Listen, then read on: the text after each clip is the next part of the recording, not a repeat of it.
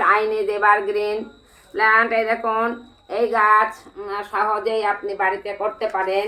এই তার জন্য দরকার একটি ওয়েল ড্রেন সিস্টেম, এর একটি টব। এই যে টবে আমি যাতে জল না দাঁড়ায় সেরকমভাবে তৈরি করে নিলাম এবং বালি দিলাম, দিয়ে তৈরি করে নিলাম।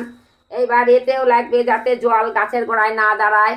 জল গাছের গোড়ায় দাঁড়ালে গাছ মরে, শিকড় পচে যায়। তাই এই গাছের জন্য দরকার যাতে গাছের গোড়ায় না দাঁড়ায় সেরকম মাটি। এই সব গাছে বেশি সার লাগে না। গ্রীষ্মকালে আর বসন্তকালে একটু তরল সার দেওয়া যায়, আর সার দেওয়ার প্রয়োজন না। এই গাছ আপনাদের আলো পারে না, তাহলে পাতার কালার পাল্টে যায়। ইনডাইরেক্ট সূর্যের আলো পায়, সেই রকম লাগাতে পারেন যেখানে আলো। তাই এই গাছ বাড়িতে সহজ পরিচর্যা, যারা সেরকম একটা মাটি তৈরি করতে হয় ডাইরেক্ট রোদ,